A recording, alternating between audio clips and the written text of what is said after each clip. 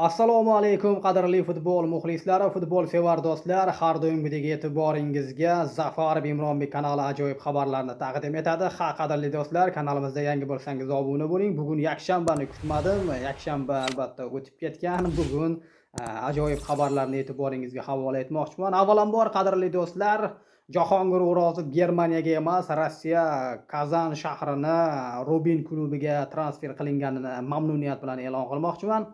Qadrli do'stlar, Germaniyadagi albatta transfer bekor bo'ldi. Rad etildimi yoki rad etilmadimi, har holda bekor bo'ldi va Jahongir O'rozov o'z faoliyatini legioner sifatida Rossiyaning Rubin klubida davom ettiradi.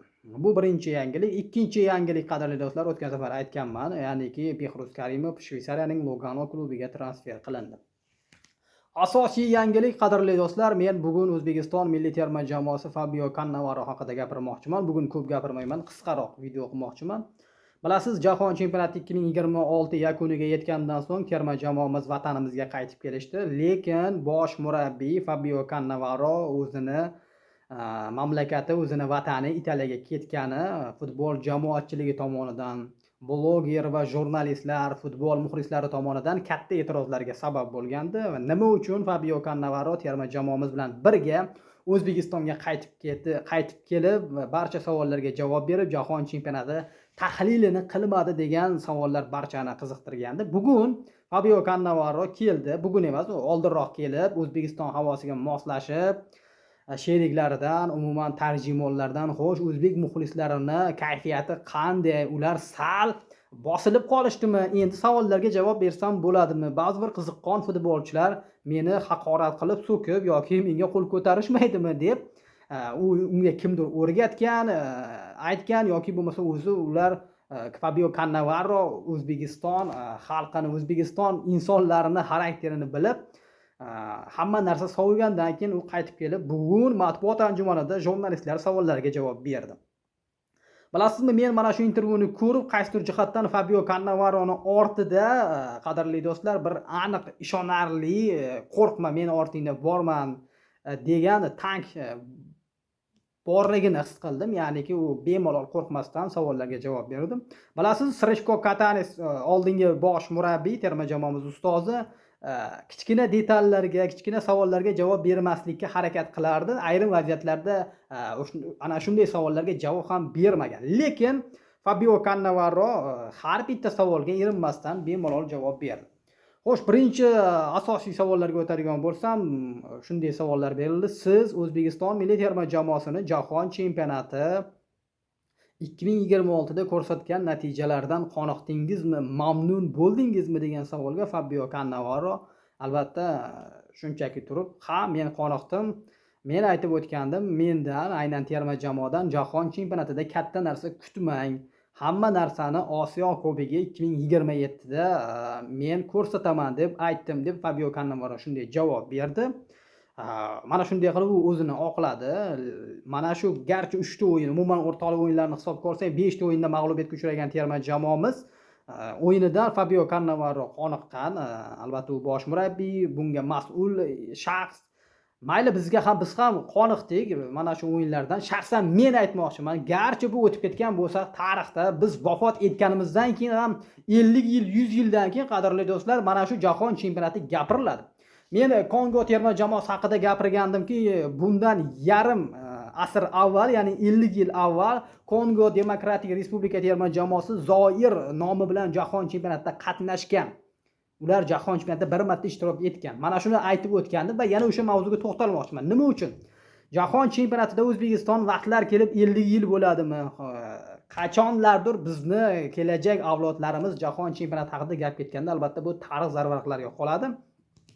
Menga uchala o'yindagi mag'lubiyat yoqmadi. Mayli, Kolumbiya mag'lub bo'ldik, Portugaliya mag'lub bo'ldik, lekin Kongo bilan kamida durang o'ynashimiz juda zarur edi, lekin bu natijani qayd eta olmadik. Endi durang bizga nima qilib berardi yoki gol nima qilib berardi deysizmi? Nimaga shuncha oylikni olgandan keyin Cannavarodan biz ham, UFA ham talab qilishga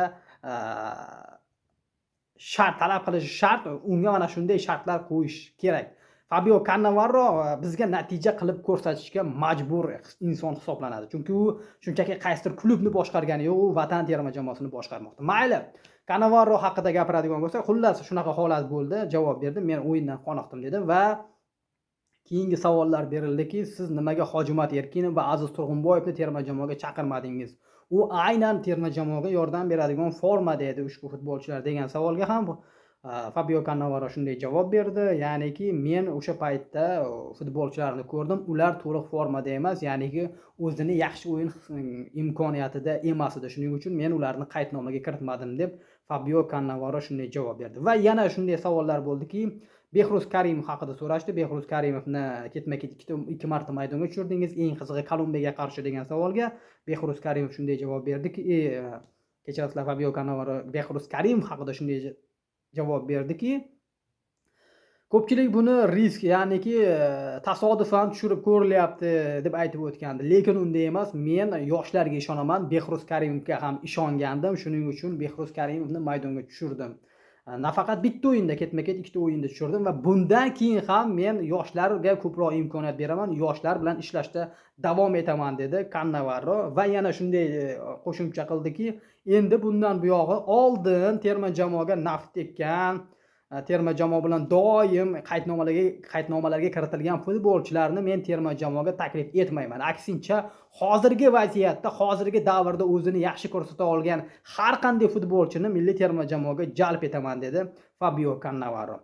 Va yana shunday qo'shimcha qildiki, o'zbek futbolchilari qayerdagi yo'q, Birlashgan Arab Amirligi, Saudiya Arabistoni, Qatar jamoalariga borib legioner bo'lishi kerak emas. Aksincha, Yevropa jamoalariga borib legioner bo'lib, o'zini saviyasini, o'zini o'yin amaliyotini kuchaytirish kerak edi. Fabio Cannavaro yaxshi intervyular ham berdi.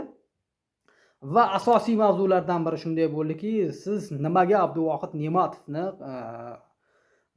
ikkita ketma-ket Portugaliya va Kongo terma jamoalari bilan bo'lgan o'yinda asosiy darvozabon qilib tushirdingiz degan savolga shunday javob berdiki, Abduvohid Ne'matovni bilasiz, Misr, Eron va qolgan o'rtoqlik o'yinlarida juda yaxshi taassurot qoldirib, terma jamoada yaxshi o'yin ko'rsatgan edi. Men shuning uchun uni tajribaliroq, kuchliroq deb qolgan 2 ta o'yinga asosiy darvozabon qilib tushirdim. Lekin aslini olganda biz barcha darvozabonlarni hech bo'lmaganda bittadan o'yinga tushirish kerak edi. Afsuski, u vaziyatda bunaqa holat bo'lmadi deb qo'shimcha qildi Fabio Cannavaro.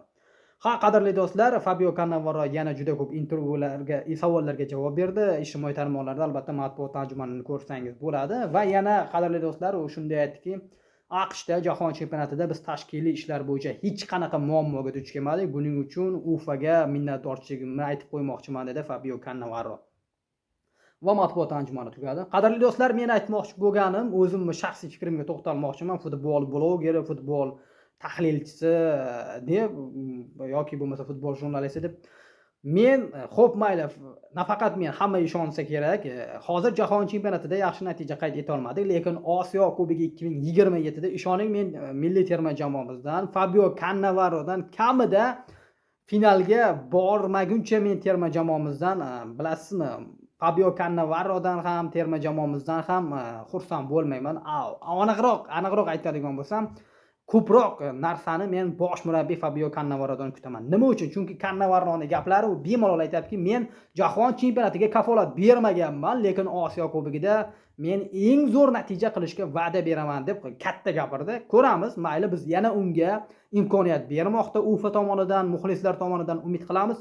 Qani Osiyo Kubogida manaman degan Eron, Avstraliya, Yaponiya, Janubiy Koreya yoki istalgan Osiyo jamoasi bemalol qarshilik ko'rsatishi mumkin. Ana shularga Cannavaro katta va'dalar berayotgan shaxs, xo'sh, finalgacha olib bora oladimi? Men o'sha davrgacha, Osiyo Kubogigacha hozircha Cannavaro haqida ortiqcha gap-so'z gapirmayman.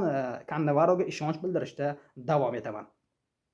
Qadrli do'stlar, albatta bugungi video roligim mana shu matbuot anjumanini ko'rib, Cannavaro bemalol gapirgani uchun biroz menga o'sha Cannavaro haqida fikrlar uyg'ondi. Shuning uchun e'tiboringizga havola etdim. Kamchiliklar bo'lsa yoki noto'g'ri fikrlar bildirgan bo'lsam uzr so'rayman. Albatta fikrlaringizni izohlar bo'limiga yozib qoldiring.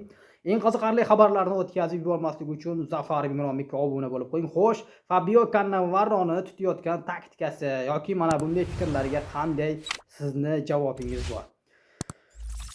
Albatta yozib qoldiring qadrli do'stlar. Instagram, Telegramlarga obuna bo'lib qo'ying. Biz yana gaplashamiz. O'zingizni ehtiyot qiling. Yaxshi kunlarda diydor ko'rishguncha salomat bo'ling. Rahmat.